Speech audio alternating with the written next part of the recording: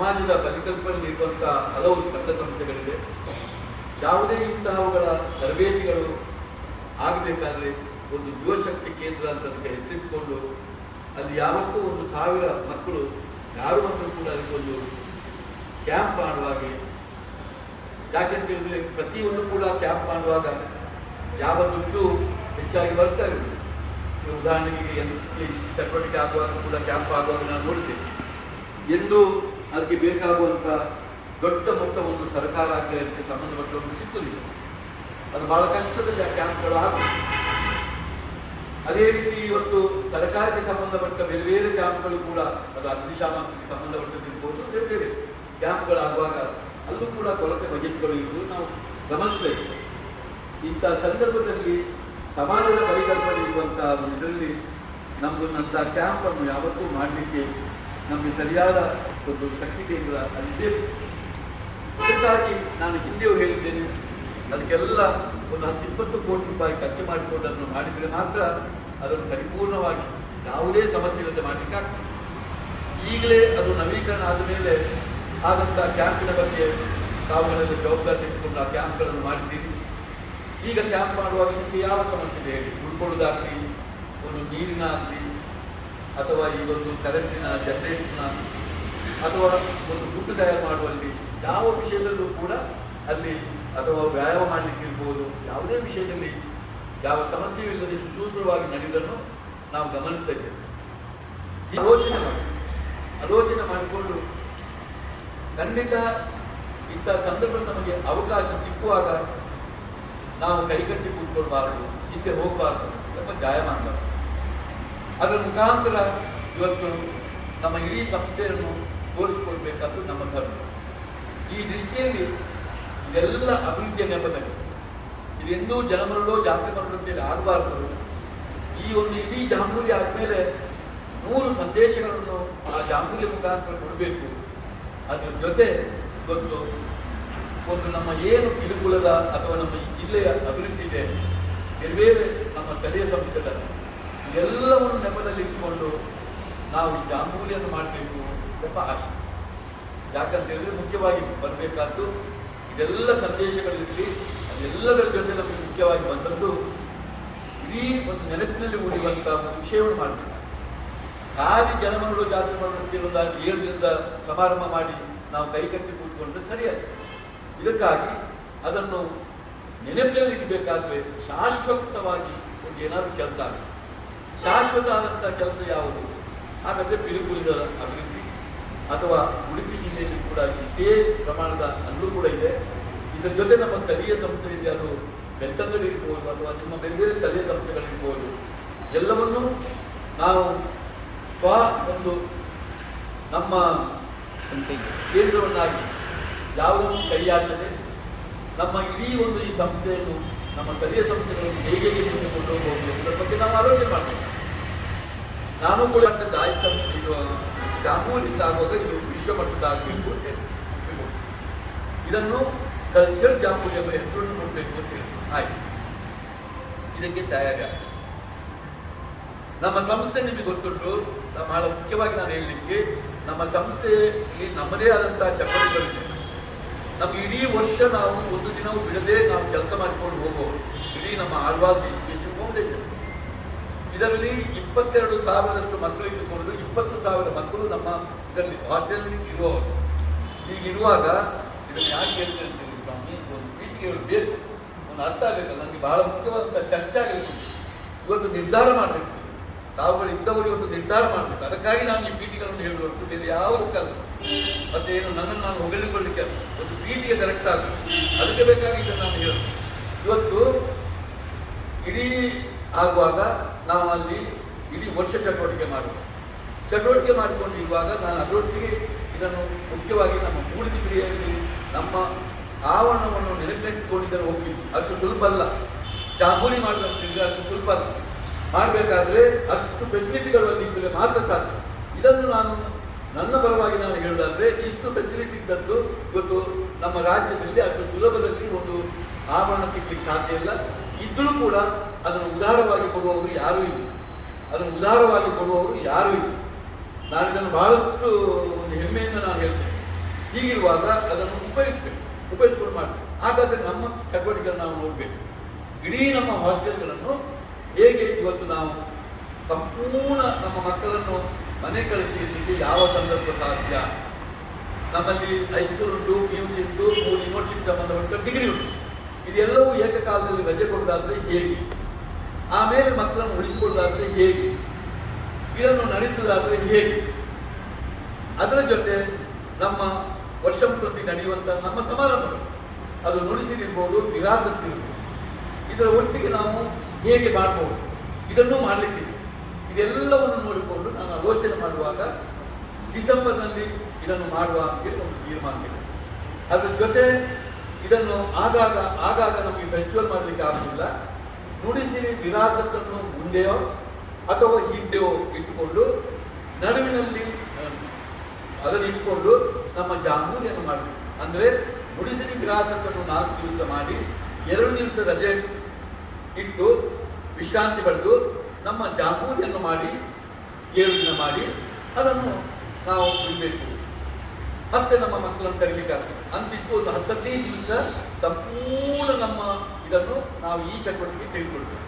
ಹಾಗೆ ಇಲ್ಲಿಗೆ ಬರುವ ಸಂಖ್ಯೆ, ಇಷ್ಟು ಮಕ್ಕಳನ್ನು ನಿಲ್ಲಿಸುವುದು ಹೇಗೆ? ಇಷ್ಟು ಮಕ್ಕಳನ್ನು ನಿಲ್ಲಿಸಿದ ಮೇಲೆ ಅಲ್ಲಿರುವಂಥ ಭೂಮಿಯ ನಮ್ಮ ಚಟುವಟಿಕೆಗಳಿಗೆ ಏನೆಲ್ಲ ತಯಾರುಗಳಾಗಬೇಕು. ಈಗ ಸಂಖ್ಯೆ ನಾವು ಹೇಳುವಾಗ 50,000 ಅಂತ ಹೇಳಿಬಿಟ್ಟಿದ್ದಾರೆ, 50,000ಕ್ಕೂ ಬಿಕ್ಕಿದಂತ ಅಂತೇಳಿ. ಹೀಗೆಲ್ಲ ಇರುವಾಗ 50,000 ಮಕ್ಕಳನ್ನು ತಂದು ಒಂದು ಮೂಡುಬಿದ್ರೆಯಲ್ಲಿ ನಿಲ್ಲಿಸಲು ಅಂತ ಹೇಳಿದ್ರೆ ಇದು ತಮಾಷೆ ಅಲ್ಲ. ನಾವೇ ಒಂದು ಬೆಟ್ಟವನ್ನು ಕೊಟ್ಟು ನಮ್ಮ ಬೆಟ್ಟನ್ನೇ ಕೊಟ್ಟುಕೊಂಡು ನಾವು ಬೆಟ್ಟಿದ್ದಾಗ ಆಗಬಹುದು. ಆದ್ದರಿಂದ ಅಷ್ಟು ತಯಾರಿಗಳು ನಾವು ಮಾಡಬೇಕಾದ್ರೆ ಇಡೀ ಒಂದು ಭೂಮಿಯ ವ್ಯವಸ್ಥೆ, ಆಮೇಲೆ ಇದೆಲ್ಲ ಚಟುವಟಿಕೆಗಳ ವ್ಯವಸ್ಥೆ, ಇದನ್ನು ನಾವು ಮಾಡಬೇಕು. ಅದರ ಜೊತೆ 50,000 ಮಕ್ಕಳನ್ನು ನಾವು ಏಕಪ್ಪ ಎಂಗೇಜ್ ಮಾಡಬೇಕು. ಹೇಗೆ ಎಂಗೇಜ್ ಮಾಡಬೇಕು?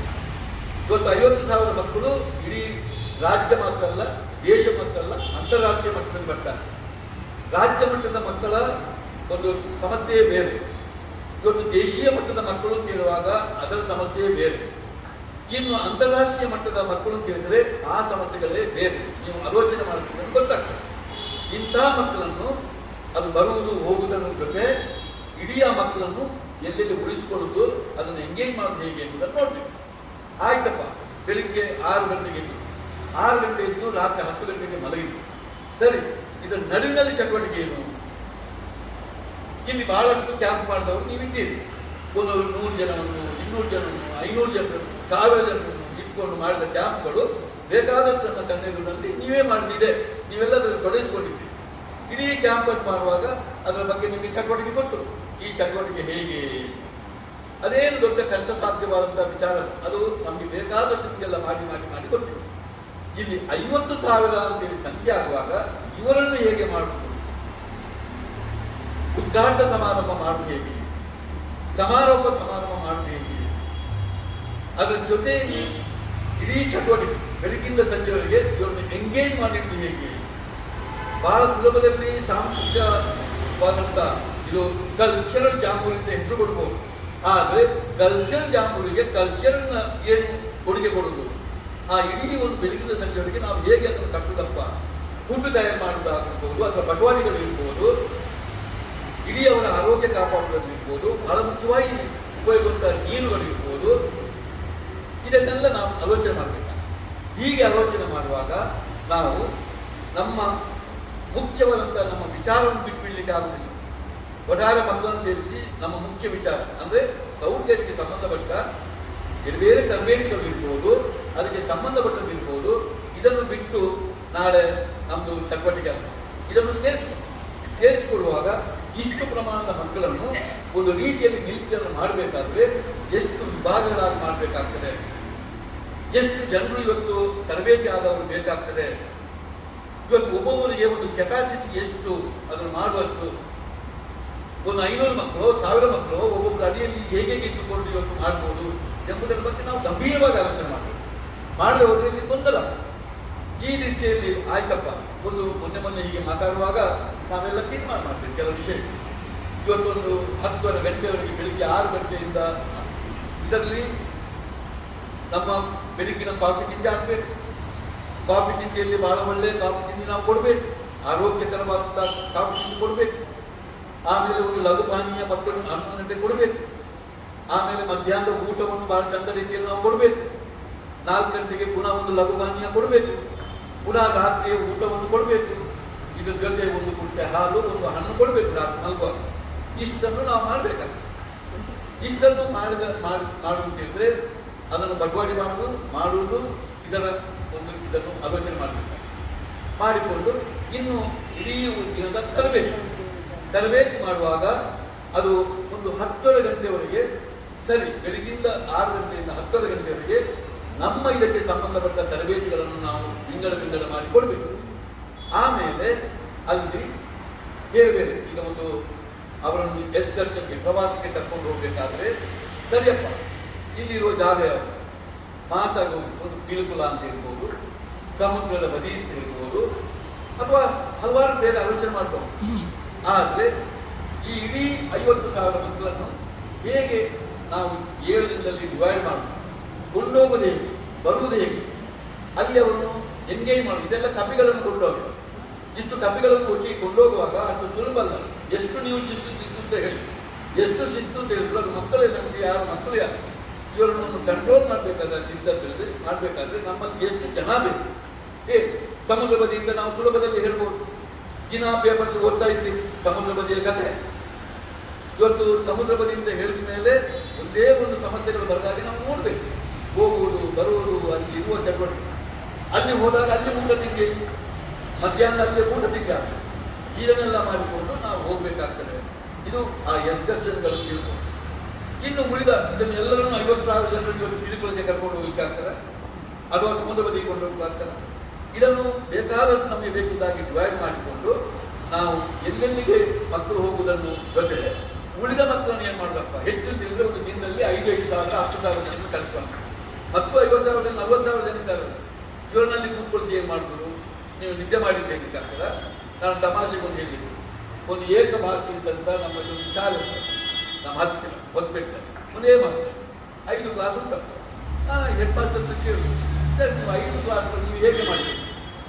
ಅವ್ರು ತಮಾಷೆಗಳು ಭಾರಿ ಸುಲಭ ಆಗಲ್ಲ. ಏನು, ಒಂದೇ ಕ್ಲಾಸಿಗೆ ಹೋಗುದು ನೀವು ಬರೀರಾ, ಕೂತ್ಕೊಂಡು ಬರೀರಿ, ಇನ್ನೊಂದು ಕಡೆಗೆ ಹೋಗುದು ಓದಿರಾ ಅಂತ ಹೇಳಿ, ಇನ್ನು ಒಂದೊಂದೇ ಹೇಳ್ತಾ ಲಾಸ್ಟ್ ಉಳಿದವರು ನೀವೆಲ್ಲ ಗ್ರೌಂಡ್ನಲ್ಲಿ ಹೋಗಿ ಆಟ ಆಡಿರ ಅಂತ ಹೇಳಿ, ಇದು ನನ್ನ ಕೆಲಸ ಮುಖ್ಯ ಅಷ್ಟು ಹೇಳಿಕೊಂಡು ನಾನು ನನ್ನ ರೂಮಿಗೆ ಬಂದು ಚಂದ ಒಂದು ನಿದ್ದೆ ಮಾಡ್ತೇನೆ ಅಂತ ಹೇಳ್ತಾರೆ. ಇದು ಅವ್ರು ಹೇಳ್ತಾ ಮಾತು. ಹಾಗಾದ್ರೆ ಇಲ್ಲೂ ಕೂಡ ನಾವು ಹಾಗೆ ಮಾಡುದ, ಒಂದು ಮೇಳದ ಮುಖಾಂತರ ಆಲೋಚನೆ ಆಗ್ತದೆ, ಪುಸ್ತಕ ಲೋಕದ ಮೇಳದ ಮುಖಾಂತರ ಆಲೋಚನೆ ಆಗ್ತದೆ. ಇನ್ನು ಬಹಳ ಸುಲಭದಲ್ಲಿ ಎಲ್ಲರೂ ಖುಷಿ ಪಡುವಂಥ ಆಹಾರೋತ್ಸವದ ಬಗ್ಗೆ ಒಂದು ಆಗ್ತದೆ, ಅಮ್ಯೂಸ್ಮೆಂಟ್ ಪಾರ್ಕಿನ ಬಗ್ಗೆ ಆಲೋಚನೆ ಆಗ್ತದೆ. ಇದನ್ನೆಲ್ಲ ನಾವು ಆಲೋಚನೆ ಮಾಡಿಕೊಂಡು ತುಂಡು ಮಾಡಿ ಅವ್ರನ್ನ ಹೇಗೆ ಕಳಿಸೋದು ಅಂತ. ಕೃಷಿ ಮೇಳ ಅಂತಂದರೆ ಅದು ಸಾಮಾನ್ಯ ಈಗ ಕೃಷಿ ಮೇಳ ಅಲ್ಲ. ಕೃಷಿ ಮೇಳ ಅಂತ ಹೇಳಿದ್ರೆ ಆ ಕೃಷಿ ಮೇಳ ಮೇಲೆ ಹೋದರೆ ಆಮೇಲೆ ಅವರಿಗೆ ಹೊರಗೆ ಬರಲಿಕ್ಕೆ ಸಾಧ್ಯ ಇಲ್ಲ. ಅಷ್ಟು ಅವರಿಗೆ ಖುಷಿ ಆಗಬೇಕು. ಖುಷಿಯಾಗಿ ಆ ಕೃಷಿ ಮೇಳದಿಂದ ಅವರಿಗೆ ಅಲ್ಲಿ ಕೃಷಿಯ ಬಗ್ಗೆ ಅಷ್ಟು ಆಸಕ್ತಿ ಬರಬೇಕು. ಮಾಡಿಕೊಂಡು ಬಹಳಷ್ಟು ಅವರಿಗೆ ಮಾಹಿತಿಗಳು ಅಲ್ಲಿ ಸಿಗುವಾಗಬೇಕು. ಅಂತಹ ಕೃಷಿ ಮೇಳವನ್ನು ನಾವು ಮಾಡಿಕೊಂಡ್ರೆ ಮಾತ್ರ ಅದು ಸಾಧ್ಯ.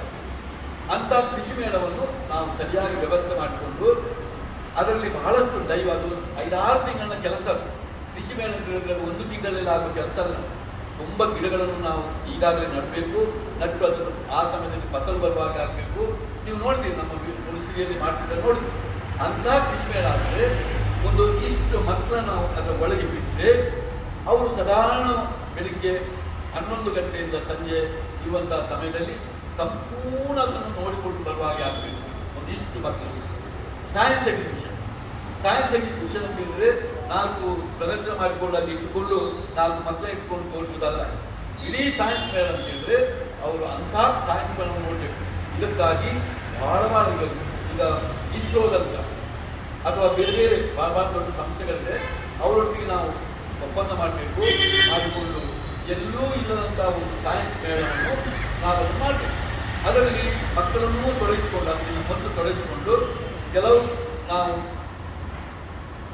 ಪ್ರದರ್ಶನಗಳನ್ನು ಮಾಡಿಕೊಂಡು ಅದರಿಂದ ಸಿಲೆಕ್ಟ್ ಮಾಡ್ತಾ, ಅದು ಪ್ರಾಥಮಿಕ ಮಟ್ಟದಿರ್ಬೋದು, ಹೈಸ್ಕೂಲ್ ಮಟ್ಟದಿರ್ಬೋದು, PUC ಮಟ್ಟದಿರ್ಬೋದು, ಇನ್ನು ಪ್ರೊಫೆಷನಲ್ ಕಾಲೇಜಿನ ಬೇರೆ ಬೇರೆ ಯೂನಿವರ್ಸಿಟಿ ಸಂಬಂಧಪಟ್ಟದಿರ್ಬೋದು, ಇಂತಹ ಬೇರೆ ಬೇರೆ ಸೈನ್ಸ್ಗೆ ಸಂಬಂಧಪಟ್ಟ ಎಕ್ಸಿಬಿಷನನ್ನು ನಾವು ಮಾಡಬೇಕು.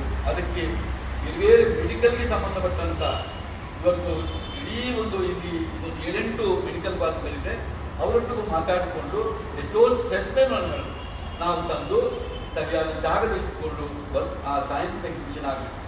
ವಸ್ತು ಪ್ರದರ್ಶನ ನೀವು ತುಂಬ ನೋಡ್ತಾ ಇದ್ದೀರಿ, ಬೇಕಾದಷ್ಟು ವಸ್ತು ಪ್ರದರ್ಶನ.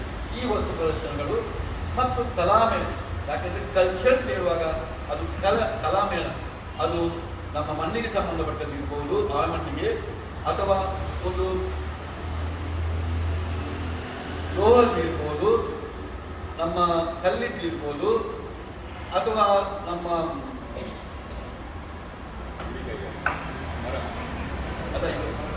ಮರಗಳಿಗೆ ಸಂಬಂಧಪಟ್ಟದಿರ್ಬೋದು, ಆಮೇಲೆ ಚರ್ಮಕ್ಕೆ ಸಂಬಂಧಪಟ್ಟದಿರ್ಬೋದು, ಇನ್ನು ಬಹಳಷ್ಟು ಕಲೆಗಳಿಗೆ ಸಂಬಂಧಪಟ್ಟ ಪೇಂಟಿಂಗ್ಗಳು, ಬೇರೆ ಬೇರೆ ಇದಕ್ಕೆಲ್ಲ ಸಂಬಂಧಪಟ್ಟ ಬಹಳ ದೊಡ್ಡ ಕಲಾಮೇಳ ಆಗ್ತದೆ.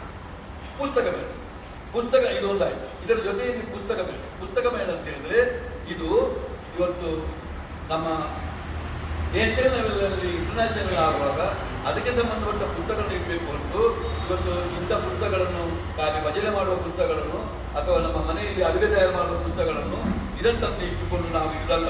4 ಪುಸ್ತಕ ಒಂದು ರೂಪಾಯಿ ಪುಸ್ತಕ ಇಟ್ಟುಕೊಂಡ್ರೆ ಆಗುವಂತ ಆ ಪುಸ್ತಕ ಮೇಳ ಎಂಬುದು ಅಷ್ಟು ಕಮ್ಮಿ. ಅದು ನಮ್ಮ ಕರ್ನಾಟಕಕ್ಕೆ ಸೀಮಿತವಾಗಿದೆ. ಬಹಳ ಚಂದ ರೀತಿಯಲ್ಲಿ ಪುಸ್ತಕ ಮೇಳ. ಆಹಾರೋತ್ಸವ ಬಹಳ ಸುಲಭದಲ್ಲಿ ನಮಗೆ ಮಾಡಲಿಕ್ಕೆ ಆಗುವ ಆಹಾರೋತ್ಸವ, ಇದನ್ನು ಕೂಡ ಹಾಗೆ ಯಾವ ರೀತಿ ಕಂಡಕ್ಟ್ ಮಾಡಬೇಕು ಇದನ್ನೆಲ್ಲ ಮಾಡಿ ಅಮ್ಯೂಸ್ಮೆಂಟ್ ಪಾರ್ಕ್ ಮಾಡಬೇಕು. ದೊಡ್ಡ ಕಷ್ಟ ಇಲ್ಲ, ಬಹಳ ಜನ ಇದ್ದಾರೆ ಮಾಡುವವರು. ಇದನ್ನೆಲ್ಲ ಮಾಡಿಕೊಂಡು ನಾವು ಸರಿಯಾದ ರೂಪವನ್ನು ಕೊಟ್ಟರೆ ಇವತ್ತು ನಮ್ಮ ಮಕ್ಕಳನ್ನು ಅದರೊಳಗೆ ಎಂಗೇಜ್ ಮಾಡಲಿಕ್ಕೆ ಸಾಧ್ಯ. ಇಲ್ಲದೆ ಹೋದರೆ ನಮ್ಮ ಜಾಂಬೂರಿಯನ್ನು ಬಹಳ ಸಕ್ಸಸ್ ಆಗಿ ಒಂದು ಹರಕೆಯಲ್ಲಿ ಸಂಧಿಸಬಹುದು. ನಾವು ಹೇಳುವಂಥ ಅಂತ ಆಲೋಚನೆ ಮಾಡಬೇಕಾದ್ರೆ ತುಂಬ ಕೆಲಸಗಳು ಅದಕ್ಕೂ ಇದೆ. ಇದನ್ನೆಲ್ಲ ಮಾಡಿದರೆ ಮಾತ್ರ ಇವತ್ತು ಆಗ್ತದೆ ಹೊರತು ಇಲ್ಲದೆ ಆಗ್ತದೆ. ಇನ್ನು ಮುಖ್ಯವಾಗಿ ಬರುವ ಒಂದು ಬಜೆಟ್, ಬಹಳ ಮುಖ್ಯವಾಗಿ ನಮಗೆ ಬೇಕಾದ್ದು ಒಂದು ಬಜೆಟ್ಟು. ಎರಡನೇದು ಪಾರ್ಟಿಸಿಪೇಟ್ ಮಾಡುವಂಥ ಮಕ್ಕಳನ್ನು ತರಬೇಕಾಗ್ತದೆ. ಇಡೀ ಪಾರ್ಟಿಸಿಪೇಟ್ ನಾವು ಸುಮ್ಮನೆ 50,000 ಅಂತ ಹೇಳಿದ್ರೆ ಆಯ್ತಾ, ಅಥವಾ ನಮ್ಮ ಜಿಲ್ಲೆ, ರಾಜ್ಯ, ದೇಶ, ಜಗತ್ತು ಹೇಳಿದ್ರೆ ಆಯ್ತಾ. ಯಾವ್ಯಾವ ಜಿಲ್ಲೆಗಳಿಂದ ನಮ್ಮ ಜಿಲ್ಲೆಯಿಂದ, ನಮ್ಮ ಕೈಯೊಳಗಿರುವಂಥ ನಮ್ಮ ಜಿಲ್ಲೆಯಿಂದ, ಅವಿಭಕ್ತ ಜಿಲ್ಲೆಯಿಂದ ಎಷ್ಟು ಸಾಧ್ಯ ಮಕ್ಕಳನ್ನು ತರಲಿಕ್ಕೆ, ಆಮೇಲೆ ನಮ್ಮ ರಾಜ್ಯದ 34 ಜಿಲ್ಲೆಗಳಿಂದ ಎಷ್ಟು ತರಲಿಕ್ಕೆ ಸಾಧ್ಯ, ಇದರ ಜೊತೆಯಲ್ಲಿ ದೇಶದ ನಮ್ಮ 36 ರಾಜ್ಯಗಳಿಂದ ಹೇಗೆ ತರಬಹುದು, ಆಮೇಲೆ ಅಂತಾರಾಷ್ಟ್ರೀಯ ಮಟ್ಟದಿಂದ ತರುವುದಾದರೆ ಏನು ಎಂಬುದರ ಬಗ್ಗೆ ಆಲೋಚನೆ ಆಗ್ತದೆ. ಇದನ್ನು ತರಿಸಬೇಕಾದ್ರೆ ನಾವಿಲ್ಲಿ ಕೂತ್ಕೊಂಡು ಮಾಡಲಿಕ್ಕೆ ಆಗುವುದಿಲ್ಲ. ಇದನ್ನು ತರಿಸಬೇಕಾದ್ರೆ ನಿಮ್ಮ ಹಾಗೆ ಈ ಜಿಲ್ಲೆಯಲ್ಲಿ ಇದ್ದ ಹಾಗೆ ಇವತ್ತು ರಾಜ್ಯದಲ್ಲಿ, ದೇಶದಲ್ಲಿ ಇದ್ದವರು ಎಲ್ಲರೂ ಕೆಲಸ ಮಾಡಿದರೆ ಇದನ್ನು ಭಾಳ ತರಲಿಕ್ಕೆ ಆಗ್ತದೆ. ಇಂಥದ್ದನ್ನು ಇವತ್ತು ಪಾರ್ಟಿಸಿಪೇಟ್ ಮಾಡುವವರು ಗುರುತಿಸಬೇಕಾಗ್ತದೆ.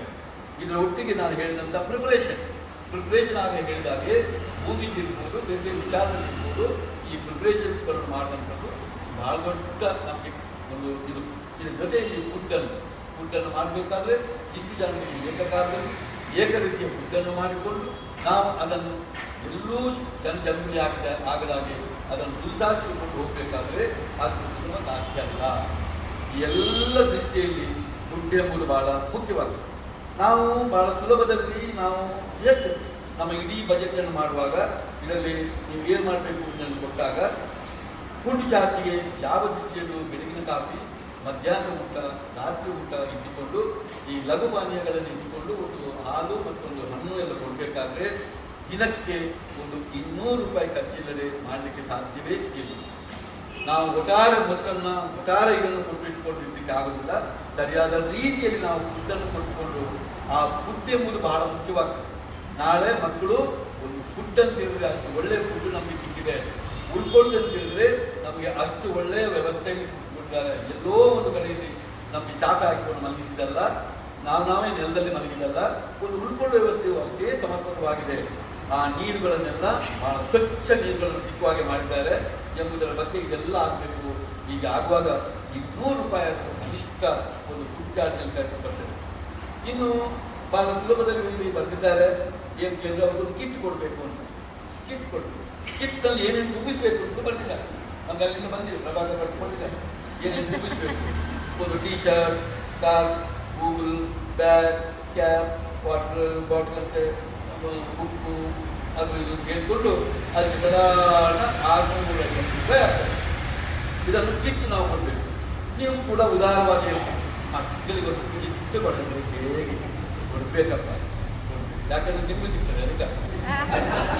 ನೀವು ನಾಳೆ ನೀವು ಹೇಳ್ತೀವಿ ಇದೆಲ್ಲ ಉಂಟು. ನಮ್ಮಂತ 5,000 10,000 ಜನ ನಾವು ಕೆಲಸ ಮಾಡ್ತೀವಿ. ನಮಗೂ ಒಂದು ಆ ಜಾಂಬೂರಿ ನೆಪದಲ್ಲಿ ಒಂದು ಬ್ಯಾಗ್ ಆದ್ರೂ ಬೇಡುವ. ಬ್ಯಾಗ್ ಅಂತ ಹೇಳುವಾಗ ಸಾಮಾನ್ಯ ಬ್ಯಾಗ್ ಕೊಡ್ಲಿಕ್ಕೆ ಆಗ್ತದೆ, ಅದು ಒಳ್ಳೆ ಬ್ಯಾಗ್. ಕನಿಷ್ಠ ಪಕ್ಷ ಒಂದು ಈಗಲೂ ನಾನು ನೋಡ್ತೇನೆ ಅಖಿಲ ಭಾರತ ಸಾಹಿತ್ಯ ಮೇಳದ ಬ್ಯಾಗ್ ಇವತ್ತು ನಾನು ತಿರುಗಾಟ ನೋಡ್ತೇನೆ. ಎಷ್ಟೋ ಬಾರಿ ಹೇಳ್ತೇನೆ ಇನ್ನೂ ಹೋಗ್ಲಿಲ್ಲ ಮಾಡಿ ಬ್ಯಾಗ್, ಎಷ್ಟು ವರ್ಷ ಆಯ್ತು 18 ವರ್ಷ ಆಯ್ತು ಇನ್ನೂ ಈ ಬ್ಯಾಗ್ ಉಂಟಲ್ಲ. ಅವ್ರು ಹೇಳ್ತಾರೆ ಅದ್ರ ಮೇಲೆ ನಮಗೆ ತುಂಬಾ ಬ್ಯಾಗ್ಗಳು ಸಿಕ್ಕಿದೆ, ಆದರೆ ಈ ಬ್ಯಾಗನ್ನು ಇನ್ನೂ ಹರಿಯಿಲ್ಲ, ನಮ್ಮಲ್ಲೇ ಉಂಟು ಹೇಳ್ತಾರೆ. ಹೌದು, ಅಂತ ಬ್ಯಾಗ್ ಕೊಡ್ಬೇಕು. ಇನ್ನೊಂದು ಹೊತ್ತು ನಾನು ನೋಡಿ ನೋವೆಕ್ಸ್ ವಾಚ್ ಅಂತ ಅಪ್ರಾಕ್ಸಿಮೇಟ್ಲಿ 2,000 ರೂಪಾಯಿ, ಅದು ಮಕ್ಕಳಿಗೆ ಕೊಡ್ಬೇಕು. ಏನು ಅದರ ಮುಖಾಂತರ ಇಡೀ ಕಂಟ್ರೋಲ್ ಮಾಡಲಿಲ್ಲ, ಯಾವುದು ಮಕ್ಕಳನ್ನು ಫುಲ್ಲು ಕಂಟ್ರೋಲ್ ಮಾಡಲಿಕ್ಕಾಗ್ತದೆ ಅಂತ ಎಲ್ಲಿ ಅವರು ಹೋದ್ರೂ ಗೊತ್ತಾಗ್ತದೆ. ಇದಕ್ಕೆ 2,500 ರೂಪಾಯಿ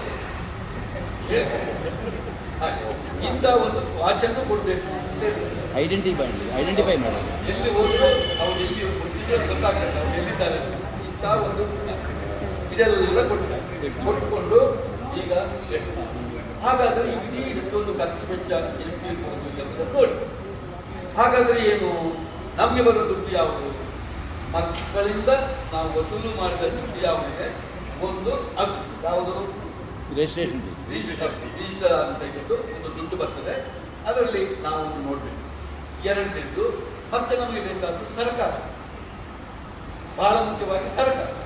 ಹೇಳುವಾಗ ನೀವು ಹೇಳ್ತೀರಿ ಸಿದ್ದರಾಮಯ್ಯರವರು 12 ಕೋಟಿ ಕೊಟ್ಟಿದ್ದಾರೆ, ಆಮೇಲೆ 8 ಕೋಟಿ ಮತ್ತೆ ಒಟ್ಟು ಮಾಡಿ ಕೊಟ್ಟಿದ್ದಾರೆ, 20 ಕೋಟಿಯಲ್ಲಿ ನಾವು 6 ವರ್ಷ ಹಿಂದೆ ನಮ್ಮ ರಾಜ್ಯ ಮಟ್ಟದ ಜಾಂಬೂರಿಯಲ್ಲಿ ನಾವು ಮಾಡಿದ್ದು, ಅದರಲ್ಲಿ 35,000 ಜನ ಬಂದಿದ್ದಾರೆ, ನಮಗೆ 20 ಕೋಟಿ ಖರ್ಚಾಗಿದೆ ಅಂತ ಹೇಳ್ತಾರೆ. ಹೇಳುದು ಕೇಳಿ ಈ ಸರ್ಕಾರ ಎಲ್ಲರೂ ನಮ್ಮ ಪರಿಚಯದವರು. ಅದು ನಮ್ಮ ಮುಖ್ಯವಾಗಿ ನಮ್ಮ MP ಅವರು ಈ ದಿಶೆ, ಇನ್ನು ನಮ್ಮ ಶಾಸಕರು ಎಲ್ಲರೂ ಈ ದಿಶೆ, ಆಮೇಲೆ ಎಲ್ಲರೂ ಯಾರು ಬೊಮ್ಮಾಯಿಯವರು ನಮ್ಮ ಮತ್ತೊಂದು ಎಷ್ಟೋ ವರ್ಷ ಎಲ್ಲವೂ. ಆದರೆ ನಾನು ಇವತ್ತವರೆಗೆ ಪ್ರಯತ್ನ ಮಾಡುವಾಗ ನಮ್ಗೆ ಯಾವುದನ್ನೂ ಮುಟ್ಲಿಕ್ಕೆ ಆಗ್ತದೆ. ನಾನು ಸ್ಪಷ್ಟವಾಗಿ ನಿಮಗೆ ಹೇಳಲಿಕ್ಕೆ ಇಚ್ಛೆ ನಮಗೆ ಏನೂ ಮಾಡಲಿಕ್ಕೆ ಆಗ್ತದೆ. ನಿನ್ನೆವೂ ನಾನು ಬೆಂಗಳೂರು ಹೋಗಿ ಬಂದೆ, ಇದು 10ನೇ ಬಾರಿ ನಾನು ಬೊಮ್ಮಾಯಿಯವರನ್ನು ಭೇಟಿ ಆಗಲಿಕ್ಕೆ, ಇದು 10ನೇ ಬಾರಿ ನಿನ್ನೆ ಹೋಗ್ತದೆ. ಇದಕ್ಕಿಂತ ಮೊದಲು 2 ಸಲ ಹುಡುಗಿದ್ರಿಗೆ ಬಂದರು, ಆಗಲೂ ಕೊಟ್ಟೆ, ನಮ್ಮ ಮನೆಗೇ ಬಂದರು, ಅಲ್ಲೇ ಊಟ ಮಾಡಿದ್ರು, ಅಲ್ಲೇ ಕೂತ್ಕೊಂಡಾಗಿ ಕೊಟ್ಟೆ. ನಾನಾದ್ರೂ ಕನ್ನಡ ಕೇಳಿದ್ರೆ ಇದು ಕಾಣುದಿಲ್ಲ, ಅವರಿಗೆ ಕನ್ನಡಕ್ಕೂ ಬೇಡ ಕನ್ನಡ ನೋಡಿದ್ರು. ಹೀಗೆಂತ ಹೇಳಿದ್ರು, ಸಾಧ್ಯ ಉಂಟು ಅಂತ ಕೇಳಿದ್ರು. ಆಮೇಲೆ ಯಾವುದಕ್ಕೂ ನೀವು ಬೆಂಗಳೂರಿಗೆ ಬಂದಿದ್ದು ಹೇಳು, ಆಯ್ತು. MP ಅವರಂತೂ ಪ್ರತಿ ಸದಸ್ಯ ನನಗೆ ಹೇಳ್ತಾರೆ, ಒಂದೊಂದು ಡೇಟ್ ಕೊಡ್ತಾರೆ, ಒಂದೊಂದು ಸಭೆ ಕೊಡ್ತಾರೆ. ಇನ್ನೇವು ಡೇಟ್ ಕೊಟ್ಟ ಮೇಲೆ ಇಡೀ ಅವರು ಎಲ್ಲಿಗೆ ಹೋದ್ರು, ಆಯ್ತು. ಈಗಂತೂ ನಡ್ಡ ಬಂತು, ನಡ್ಡ ಬಂದ ಮೇಲೆ ಇರ್ತದ 2 ದಿನ ಇರುವಾಗ ಮೋದಿಯವರು ಬರ್ತಾರೆ. ಇದು ಡಿಸೆಂಬರ್ವರೆಗೂ ಹೋಗ್ತದೆ. ಈಗ ನಂಗೆ ಗೊತ್ತು, ಈಗ ಬಿಟ್ಟರೆ ಅಲ್ಲಿವರೆಗೂ ಹೋಗ್ತದೆ. ಡಿಸೆಂಬರ್ 21, 22, 23, 24, 25, 26ಕ್ಕೆ ನಾವು ಯಾವುದು 7 ದಿನ ಅದನ್ನು ಬೇಕಾದ್ರೆ 5 ದಿನ ಮಾಡಬೇಕಾದ್ರೂ ನೀವೇ ಹೇಳಬೇಕಂದ್ರೆ. ಆದರೆ ಏನು ಗೊತ್ತು, ನಮ್ಗೆ ಒಂದಿನ ಬರಲಿಕ್ಕೆ ಆಗ್ತದೆ ಅಂದರೆ ಒಂದಿನ ಹೋಗ್ಲಿಕ್ಕೆ ಆಗ್ತದೆ. ನಮಗೆ ಸಿಕ್ಕುದು 5 ದಿನ, ಒಂದಿನ ಬರಲಿಕ್ಕೆ ಒಂದಿನ ಹೋಗ್ಲಿಕ್ಕೆ ಉಂಟು, ಸಿಕ್ಕುದು ನಮಗೆ 5 ದಿನ. ಆದ್ದರಿಂದ ಇದನ್ನು ಹಾಗೆ 7 ದಿನ ಇಟ್ಕೊಂಡು ಮಾಡುವಂಥ ಒಂದು ಉದ್ದೇಶ. ನಾನು ಹಾಗೆ ಹೇಳಿದಾಗೆ ನಮ್ಮ ನುಡಿಸಿರಿಗೆ ಆಗುವಾಗ ನಾವು ಅಲ್ಲಿ ಪುಸ್ತಕ ಮೇಳಗಳು ಬರ್ತದೆ, ಅಲ್ಲಿ ಆಹಾರೋತ್ಸವ ಮಾಡೋದು ಬರ್ತದೆ, ಅಲ್ಲಿ ಇದು ಕೃಷಿ ಮೇಳ ಮಾಡ್ತೇವೆ, ಅದರೊಟ್ಟಿಗೆ ನಮ್ಮ ಸೈನ್ಸ್ ಮೇಳ ಅಲ್ಲಿ ಆಗ್ತದೆ, ಆಮೇಲೆ ಕಲಾ ಮೇಳಗಳು ಅಲ್ಲಿ ಆಗ್ತಾ ಇರ್ತದೆ. ಇದೆಲ್ಲವಲ್ಲಿ ಇರ್ತದೆ. ಇಲ್ಲಿ ಪ್ರಶ್ನೆ ಅಂತ ಹೇಳಿದ್ರೆ ನಾನು ದೀರ್ಘವಾಗಿ ಅದನ್ನು ಕೊಂಡೋಗ್ಬೇಕಾಗ್ತದೆ. ಈಗ ಹಿಂದೆ 3 ದಿನ 4 ದಿನಕ್ಕೆ ಸೀಮಿತ ಆಗಿ ಅದು ಡಿಸ್ಪರ್ಸ್ ಆಗ್ತದೆ. ಈಗ ಹಾಗಲ್ಲ, ಒಂದು ಕೃಷಿ ಮೇಳ ಮಾಡಿ ಅದನ್ನು 15 ದಿವಸ ಅದನ್ನು ಕಾಪಾಡಬೇಕಂತ ಹೇಳಿದ್ರೆ ಅಷ್ಟು ಸುಲಭ ಅಲ್ಲ, ತುಂಬ ಕೆಲಸ ಇದೆ. ಅದರಲ್ಲಿ ಒಂದು ಕೃಷಿ ಮೇಳ ಮಾಡಿ ಅದು ಪ್ರಾರಂಭದ ದಿನದಿಂದ 3 ದಿನ ಆಗುವಾಗಲೇ ಅದು ಮಾಡ್ತದೆ. ಇವತ್ತು 15 ದಿವಸ ಅದನ್ನು ಜೋಪಾನ ಮಾಡಬೇಕು, ಆಗಿರುವಂಥ ಕಷ್ಟ, ಆದರೂ ಅದಕ್ಕೆ ತುಂಬ ಆಲೋಚನೆ ಮಾಡಿ ನಾವು ಮಾಡ್ತೇವೆ. ಅದಕ್ಕಾಗಿ ಇಷ್ಟು ಸಮಯ ನಮಗೆ ಬೇಕಾದ್ರಿಂದ ಈ ದಿನವನ್ನು ಅನಿವಾರ್ಯವಾಗಿ, ಈಗ ಕೆಲವರು ನೀವು ಹೇಳ್ಬೋದು ಕ್ರಿಸ್ಮಸ್ ಎಂಬ ಮಾತನ್ನು ಹೇಳ್ಬೋದು. ಕ್ರಿಸ್ಮಸ್ ಅನ್ನು ಬಹಳ ಸುಂದರವಾಗಿ ಅಲ್ಲಿ ಆಚರಿಸಬೇಕು. 25ನೇ ತಾರೀಕಿನ ದಿವಸ ಇಡೀ ಕ್ಯಾಂಪಸ್ನಲ್ಲಿ ಎಲ್ಲ ಮಕ್ಕಳಿನಲ್ಲಿ ಕ್ರಿಸ್ಮಸ್ ಅನ್ನು ನಾವು 1000 ಜನ ಇಟ್ಕೊಂಡು ಮಾಡಿ ಅದರಿಂದಲೂ ಒಂದು ಕ್ರಿಸ್ಮಸ್ ಅನ್ನು ಎಷ್ಟು ಸುಂದರವಾಗಿ ಮಾಡಬಹುದು ಎಂಬುದನ್ನು ತೋರಿಸಿರ್ತೀವಿ. 24th ನೈಟ್ ಅದು ಸಹ ನಮ್ಮ ಇದರಲ್ಲಿ ಜಂಗ 24th ಸಾಮರಸ್ಯವಾದ ಬದುಕು ನಮ್ಮ ಇದೆಲ್ಲ ಬರುವಾಗ ಒಂದು ಕ್ರಿಸ್ಮಸ್ ಆ ಸಮಯದಲ್ಲಿ ಸಿಕ್ಕಿದ್ದನ್ನು ಹಂಚೋಣ ಮಾಡಿ 24th ನೈಟ್ ಅವ್ರು 24th ಅಥವಾ 25th ಯಾವ ಹೇಳಿಕೆ 24th ನೈಟ್ ಅದನ್ನು ಚಂದ ರೀತಿಯಲ್ಲಿ ನಾವು ಚಂದ ಮಾಡಿ. ಜೋಡಣೆ ಮಾಡುವ. ಇದು ಕೂಡ ಇದರದ್ದು ಒಂದು ಅವಿಭಾಜ್ಯ ಅಂಗವಾಗಿರುವ ಯಾವುದದ್ದು ಜಾಂಬೂರಿ ಅದನ್ನು ಮಾಡುವ. ಹೀಗೆ ಇಟ್ಟರೆ ನಮಗೆ ಕ್ರಿಸ್ಮಸ್ಸಿನ ಒಂದು ತಲೆಬಿಸಿ ಇಲ್ಲ. ಯಾಕೆಂದ್ರೆ ಯಾರು ಮತ್ತೆ ನಾಳೆ ಕ್ರಿಸ್ಮಸ್ ಸಮಯದಲ್ಲೇ ತಂದಿಟ್ಟಿದ್ದಾರೆ ಬೇಕು ಅಂತ ಇಟ್ಟದ್ದು ಆಗ ಸ್ವಲ್ಪ ಬಲವರ್ತಿಯವರು ನಾವು ಕ್ರಿಸ್ಮಸ್ ಅನ್ನು ವರ್ಷ ಮಾಡುವುದು ಕ್ಯಾಂಪಸ್ ಅದೇ ಅದಕ್ಕೆ ಸಿಕ್ಕಿದ್ದರಿಂದ ಇದನ್ನ ಅವರು ಇಲ್ಲಿ ಮಾತ್ರ ಅಲ್ಲ, ಮೊನ್ನೆ ರಾಜ್ಯ ಮಟ್ಟದ ರಾಜ್ಯ ಕಾರ್ಯಕಾರಿ ಸಮಿತಿ ಸಭೆ 11ನೇ ತಾರೀಕಿಗೆ ಸ್ಟೇಟ್ ಲೆವೆಲ್ ಆಗಿದ್ದು, ಆಗ ಜೂಮ್ ಮೂಲಕ ಹೇಳಿಲ್ಲ. ದೇವೇಂದ್ರ ಅಂತ ಹೇಳಿದ್ರೆ ದೇವೇಂದ್ರ ಹುಟ್ಟುವಾಗ ಮುಗಿಯಿತು. ಈಗ ಏನಿದ್ರು ಕೂಡ ತ್ರಿಮೂರ್ತಿಯಾದಂತಹ ಬ್ರಹ್ಮ ವಿಷ್ಣು ಮಹೇಶ್ವರ ಜೊತೆಯಲ್ಲಿ ಮಾತಾಡ್ಲಿಕ್ಕೆ ಹೋಗ್ತಾ ಇದ್ದೇನೆ ಅವರ ದೇವರ ದಯಕ್ಕೆ.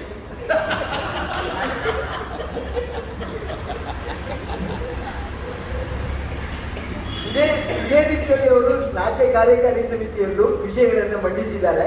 ರಾಜ್ಯ ಮುಖ್ಯ ಆಯುಕ್ತರು, ರಾಜ್ಯದ ಎಲ್ಲ ಪದಾಧಿಕಾರಿಗಳು, ಎಲ್ಲ ರಾಜ್ಯ ಕಾರ್ಯಕಾರಿ ಸಮಿತಿಯ ಸದಸ್ಯರುಗಳು, ಎಲ್ಲ ಮುಖ್ಯ ಆಯುಕ್ತರು ಇವರೆಲ್ಲ ನಮ್ಮ Bharat scouts and guides Karnataka ದಶಕಗಳ ಜಿಲ್ಲಾ ಸಂಸ್ಥೆಯ ಆತಿಥ್ಯದಲ್ಲಿ ನಡೆಯುವಂತಹ international scouts and guides cultural jamboree ಬಗ್ಗೆ ಏನು ಆಗಿದ್ದಾರೆ ಅಂತ ಅಂದರೆ ಡಾಕ್ಟರ್ ಮಾತನ್ನ ಕೇಳಿ ಇದು ಖಂಡಿತ ಯಶಸ್ವಿ ಆಗ್ತದೆ ಅಂತ ಮೊನ್ನೆ ಎಲ್ಲರೂ ಹೇಳಿದ್ದಾರೆ.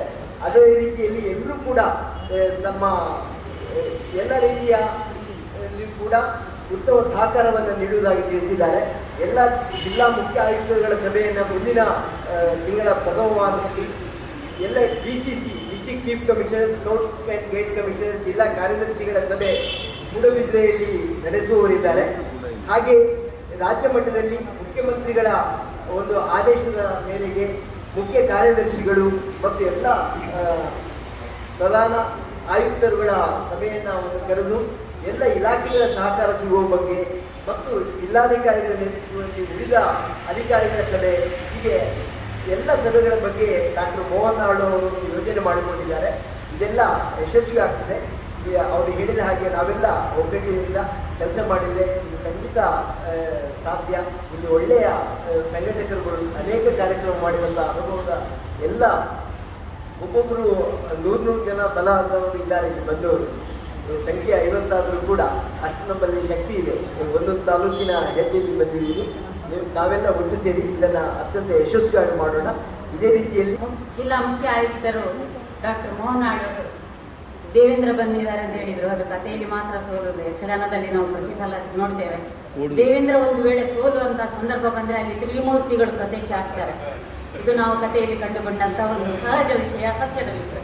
ಸರ್, ನಿಮ್ಮ ಜೊತೆ ಎಲ್ಲರೂ ಕೈಗೂಡಿಸ್ತಾರೆ. ನಿಮಗೆ ನಿಮ್ಮೆಲ್ಲರ ಪರವಾಗಿ ಹೃತ್ಪೂರ್ವಕ ಕೃತಜ್ಞತೆಗಳನ್ನು ಸಲ್ಲಿಸುತ್ತಿದ್ದೇನೆ ಸರ್. ಹಾಗೆ